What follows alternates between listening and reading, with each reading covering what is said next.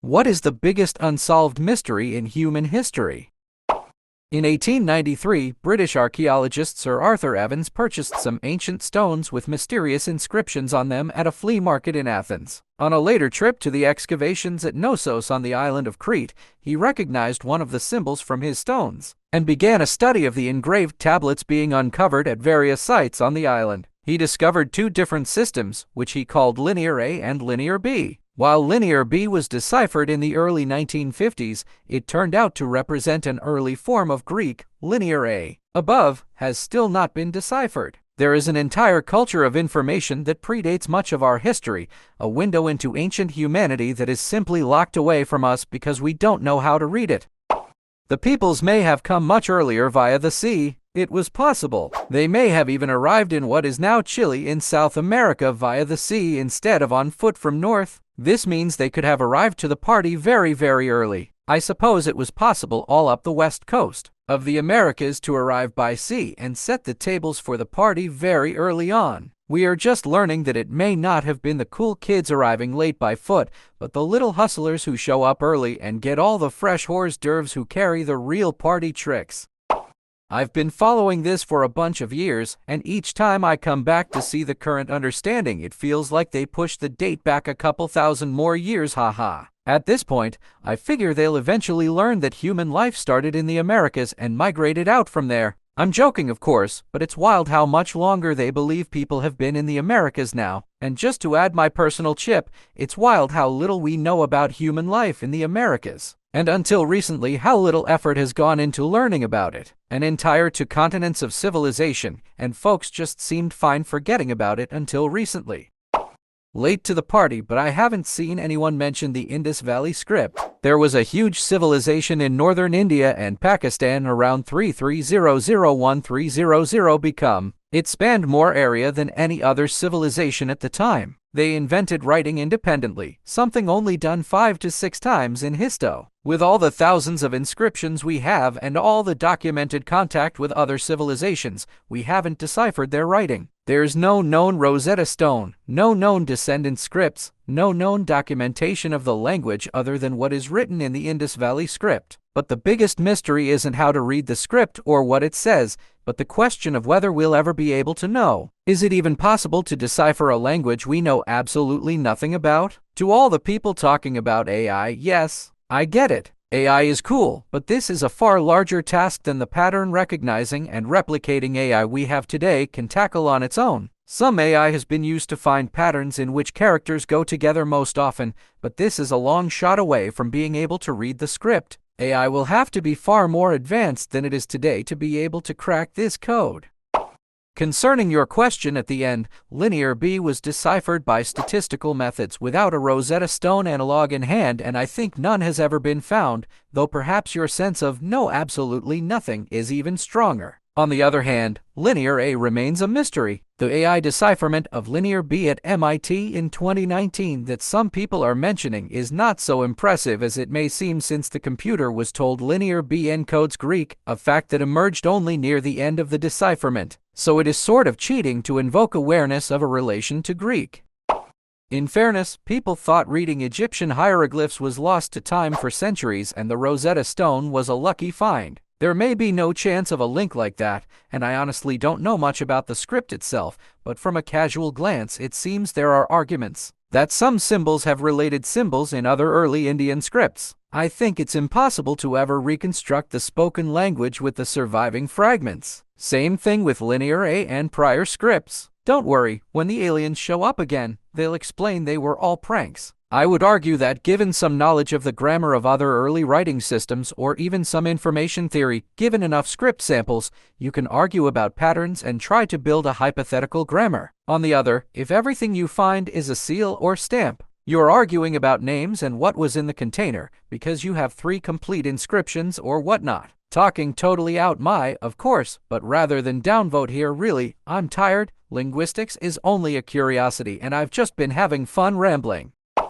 I think you underestimate what today's language AI is already capable of. Most language models today are trained on just text. For an AI network, English is just as much a foreign abstract language as the Indus Valley scripts, and yet the AI is able to learn very deep understanding. of the English language and the meaning of each word just by doing a simple task during training, predicting the next word in a sequence of words from English texts, it's very likely GPT would be able to gain understanding of the Indus Valley language. If there are enough scripts available for it to train the next word, symbol prediction. It's only a question if we will be able to extract this knowledge from the model. It will be able to generate text in that language, but getting it to translate will be not that easy without examples. Also, I don't see why you say it's a larger task than pattern recognition. Deciphering an unknown language is all about pattern recognition. So the monarch butterfly migrates to Mexico and back every year. During the year, there are a full 4 generations of butterflies that live and die during the journey. Upon returning back from Mexico, the butterfly manages to find the same trees its relatives started out at despite never having been there. Maybe they leave a scent, and this is how the butterfly finds it. I saw a documentary about moths wanting to mate in the wild who found each other by scent. The female gave off a scent, and the male found her from a significant distance away through this. It could be a similar scenario here. We like to think we understand the universe and that physics is a well-grounded discipline, and in some ways it is. However, we have no idea what dark matter or dark energy is, and yet we think it makes up 27% and 68% of the universe respectively. Isn't most of physics essentially describing events in a way that allows us to make predictions? But that is a long way from understanding the true nature of anything. Thinking about why anything is the way it is will always give me a feeling of being a little creature just barely scratching the surface of something way bigger. And I'm not even high. I don't think you'll find any self-respecting physicist that thinks we understand everything about the universe. Physics is well grounded in the sense that it uses the scientific method. By constructing mathematical models and creating rigorous experiments, we are able to make predictions about the world around us. The reason those estimates exist are based on estimates using those models as well as techniques used by the scientists of the field. And I don't think it's fair to say we have no idea what dark matter and dark energy is, because we do in fact have a few ideas. They're just unconfirmed for now. If you look at the comments, it is not surprising that we don't understand these things. The question was about the biggest unsolved mysteries in human history, but many of the responses, which are interesting, are about specific and recent small event. The particular event where someone disappears or an event when some small but slightly memorable and unusual circumstance occurred is not what I would call notable in human history. Interesting, but not historically significant. I feel what you posed as an answer has more weight than these smaller events, but we, as an entity, are geared towards smaller, more personal and identifiable observations. I honestly find this question solved to my satisfaction. Assuming that probability exists outside of existence as we know it, seems reasonable to me. With how we observe very small things to behave non-causally, we can observe that there are uncountably infinite ways for something to exist, but exactly one way for nothing to exist. As for the question of why this universe with these rules, it's simply luck of the draw. Why does probability work? That's a thinker. But of all axioms, I can think of that one seems fairly reasonable. But because of the way we experience reality as a set, causal series of events, I think we will never find a truly satisfying why, even if we come up with perfect theories and have infinite time to gather infinite information. Whatever the axiom is, I think it is probably literally unfathomable to our little meat brains, or even if it is fathomable, it will probably feel to us like it too needs a reason or explanation. To me, a mystery must be theoretically solvable to be a mystery. This may be simplistic, but what else could it be? If there was nothing, there would be no one around to wonder why there is nothing rather than something. The only way this ever becomes a question is if there is something. For all we know, there may have been millions of failed universes where there actually was nothing. So to me, the answer to this question of why there is something rather than nothing is because there has to be something. Personally, I'm just amazed that we have been able to answer as many questions about the universe as we have.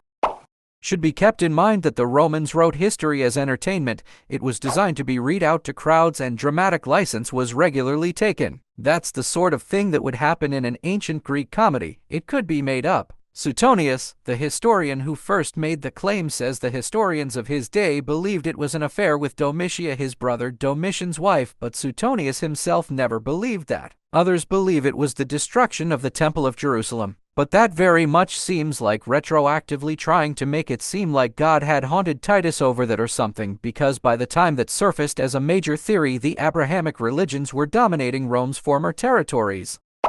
That most of human history is undocumented, and we will never know our entire history as a species. We didn't start recording our history until 5000 BCE. We do know we shifted to agrarian societies around 10,000 BCE, but beyond that we have no idea what we were like as a species. We will never know the undocumented parts of our history that spans 10 seconds of thousands of years. We are often baffled by the technological progress of our ancient ancestors, like those in Asia who must have been masters of the sea to have colonized the variety of islands there, and sailed vast stretches of ocean to land on Australia and New Zealand. What is ironic is we currently have an immense amount of information about our world today and the limited documented history of our early days as a species, but that is only a small fraction of our entire history. This just makes me laugh every time I see it. I'm guessing you have no artist friends at all. Sometimes you make just because it needs to be made. Sometimes you do it because it's funny. Sometimes you do it because it would be good for a friend to have that thing. Humans do a lot of for no real reason. Life itself has no reason. Everything just is. People just are. We just do. And then we die. Then people forget. And it's all gone except for a bunch of paper with some images on it. It's a beautiful piece of art. That's it. That's enough. That's more than a lot of people get for their entire life existence. Neither medicine nor science has an answer for what consciousness is or where it originates. Honestly, this is probably the one that s with me the most. I have no idea why, but in the last 6 months or so I will randomly be driving somewhere, to the grocery store, to pick my daughter up from school, etc., and just have a thought enter my mind that's something along the lines of, why do I even understand that I exist? What would happen if I just stopped acknowledging that I am a person, that I'm living on this planet living the life that I am? And it causes me to have literal panic attacks. Occasionally, and tonight was one of those times, I'll lie in bed and wonder to myself if any of this is real and if I'm going to snap out of what I'm experiencing. My wife, my daughter, my family, my job, my house, etc. And just wake up in a field somewhere or in a lab, only to find that it's just been a construct of my mind. There have been plenty of cases of people who have woken up from sleep, comas, etc., where they knew with full certainty that they had a life, and a family that was just taken from them when they finally came to, and it scares me to think that what I'm experiencing could just be that and not real life. The brain and how it powers what we think and experience, real or not, is really a big thing for me in general. Neuroscience is a really interesting field, and the fact that there's still so much that we don't know about the organ that powers how we do literally everything in our lives is both amazing and terrifying at the same time. Who was behind the Gardner Museum heist? Hundreds of millions of dollars worth of art was taken, and we have little to no clue who was behind it, and none of the paintings have surfaced. Thousands of rich people exist with hundreds of houses or storage units. There's loads of important art and other ancient things that deserve to be in a museum or studied by archaeologists or scientists, yet they want to be greedy and hang it up in their fancy house. As someone interested in paleontology, it makes me angry when bones have to be confiscated from someone as they bought them illegally and just no one knew about it until then. Things like that can get irreversibly damaged, and when they're finally found, there might have been valuable information lost. Most of the time the police don't have the authority or time to search all these places, so it goes unsolved.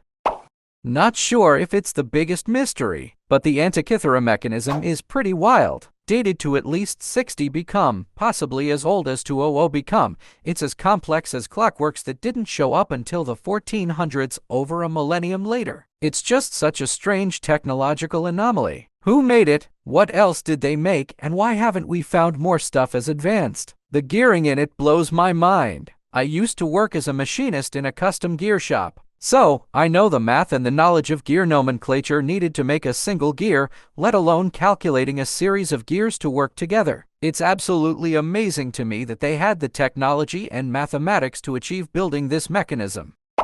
Between 1200 and 1150 BCE, most of the civilizations in the eastern Mediterranean region were either greatly depleted or collapsed entirely, bringing an abrupt end to the Bronze Age. These civilizations were massively depopulated, their palaces, and cities were destroyed or abandoned, and some transformed into small, isolated village cultures or nomadic herders. The Greek Linear B script was lost, and there is no written record of the following period of Greek history, meaning that Greeks of the time were probably illiterate. This rapid decline affected to one extent or another major historical powers like Mycenaean Greece, New Kingdom Egypt, the Hittite Empire, and Assyria, among others. And we don't know why it happened. These were sprawling, thriving civilizations with healthy economies, elaborate trade networks, complex bureaucracy, written language, and large-scale agriculture, and they just died for some reason. There are plenty of theories, of course, but ultimately there's no conclusive evidence that tells the story of how the Bronze Age collapsed into the intermediate period that preceded the Iron Age. It was a perfect storm basically. Drought, famine, volcanic winter, pandemic, advances in technology and new warfare. Tree rings and other scientific evidence show that there was a terrible drought. The water level in the Dead Sea dropped more than 50 meters. It was suspected that crop failures, famine, and the population reduction that resulted from the lackluster flow of the Nile and the migration of the Sea Peoples led to New Kingdom Egypt falling into political instability at the end of the Late Bronze Age. Recent evidence suggests the collapse of the cultures in Mycenaean Greece, Hittite Anatolia, and the Levant may have been precipitated or worsened by the arrival of an early and now extinct strain of the bubonic plague that was brought from Central Asia by the Sea Peoples or other migrating groups. Iron was more plentiful and allowed larger iron armies to destroy smaller bronze armies. Cast swords became more popular with large groups of raiders, and it made it easy to cut down the chariot armies which were common in the ruling civilizations. Why did we all just globally decide that those blue Dutch cookie tins hold sewing supplies? A few years ago I found myself finally in possession of enough random buttons and such that I figured I could use a designated container to hold my sewing supplies. And I found myself thinking, oh hey, this could work well regarding one of those blue Dutch cookie tins. I also decided at that moment, I must be getting old, but I used that tin anyway. It's in my craft bin downstairs right now with sewing supplies in it. In its defense, it is a puncture-proof container which makes it good for all the pokies that come with sewing. No one knows exactly who founded Rome or when. All known records of the city's early history date from the 5th or 6th century become at the earliest, which doesn't help the usual foundation date of 753 become, and all of the foundation myths are exactly that, stories. All we know with any certainty is that Rome was ruled by kings at some point in its early history, but we don't know who founded Rome. If it really was by a Romulus-type figure or if it was multiple villages that eventually merged into a single town. Even with the latter possibility, it's unknown when those communities would have considered themselves as a single town or when they decided to call it Rome. The Alps murders. To this day, not only is there no suspect, but seemingly absolutely no motive to the murders of the El Hilli family and a completely unrelated French cyclist. The police don't even know who the target was. The more you look at the case, the more questions there are. The victims were dead in the manner of a professional hit, but using a gun that no professional would use. The gunman was experienced and calm enough to leave the scene quickly and efficiently, so much so that the cyclist on the scene minutes behind Mollier saw and heard absolutely nothing. The murders, though, were uncontrolled and carried out in broad daylight where anybody could have chanced upon the scene. Indeed, had Saad not beached his car trying to escape, most of the victims may have survived. No suspect, no motive, no clear target. Weird mix of professional hit and complete novice. This case baffles me utterly. I dearly hope to see it solved one day. I once read an interview with an ISIS terrorist who told the reporter about his preparation for being a terrorist. One of the things he had to do was perform a completely random hit as professionally as he could. Turned out he was responsible for the then unsolved murder of some old dude in Antwerp, if I'm not mistaken. Not saying this is what happened here, but it goes to show how absurd the actual explanation could possibly be. There's so many possibilities of what happened, there is no end to human depravity. Terrible for the relatives and friends who'll probably never get closure on this. So I have a personal experience, sort of. My father had a co-worker who was a great guy, good at his work, fun to talk to. Nobody had any complaints about him. He lived in an apartment right next to work, so the night watchman at the workplace would see him whenever he went out. So one night, he went out in his pajamas, talking on his cell phone, nodded at the watchman. The watchman didn't think much of it. After all, it's not all that weird to take a walk even though it was quite late. He didn't think much of it. The watchman didn't see him come back, by thugs or an accident or some medical condition. The workplace filed a police report. Here's when it gets weird. It turns out the guy had created a fake identity. Any credentials he had given were fake. The references he had given had never heard of him. The family address he'd given didn't exist. The police didn't find anything illegal in the apartment, but they didn't find anything that would give a clue as to who he was either. We moved away a few years ago, but I don't think the case was ever solved. It's definitely the best unexplained mystery that I've personally come across. If he had pathology experience, it's possible he was in witness protection from a drug cartel. I met a lab tech at a hospital I used to work at in a similar situation, but it wasn't secret. This is the story he told me. He was a pathologist himself at a lab in South America. And one day a cop shows up with some blood samples and tells him these will pass the drug screening. The guy said he tried to refuse, but the cop just straight up told him these samples are clean or your family dies, obviously something to do with cartel stuff. The pathologist says okay, sure, fine, and the cop leaves. As soon as he's gone, the doctor goes straight home, gets his kids from school, tells them all to pack a bag, they're leaving. He got on a plane and flew to the US that night and claimed asylum. This was back in the early 90s, so it was a bit easier to get in on asylum back then. His kids are like lawyers and doctors now, so a real success story. Anyways, maybe it was something like that. Guy who did lab stuff for the cartel or the mafia escapes and goes into witness protection. Then one day gets a call from the marshals saying he's been compromised, so he bails in the middle of the night. For security reasons, they'd probably make sure the guard specifically doesn't see the guy get in the car with anyone, so there's witnesses that could lead to where the guy winds up for a new life. The lead mask mystery of Brazil. The bodies of two men found wearing lead masks covering their eyes with a notebook that mysteriously read 4:30 p.m. be at the determined place. 6:30 p.m. swallow capsules, after effect, protect metals, wait for signal in Portuguese. Read up on it a little. One theory revolves around the testimony of a friend of the two men who claimed that they were members of a group of scientific spiritualists. The men were apparently attempting to contact extraterrestrials or spirits using psychedelic drugs. Believing that such an encounter would be accompanied by blinding light, the men cut metal masks to shield their eyes and may have died of drug overdoses. This account is corroborated by the esoteric diary entry found at the scene and by mask-making materials and literature concerning spirits found at the men's homes. The disappearance of Asha Degree. 9-year-old Asha Degree disappeared from her home in Shelby, North Carolina on Valentine's Day 2000. She went to bed the night before, and when her mother went to wake her up in the morning, Asha was gone. She was seen walking along Highway 18 at around 4 o'clock in the morning. Several passing motorists saw her, and when one turned around and began to approach her, she left the roadside and ran into a wooded area. It was a cold night, and the witness said there was a storm raging when he saw her. She wasn't wearing a jacket or socks. A year after she vanished, a construction worker found her book bag in a wooded area. It was wrapped in a plastic bag.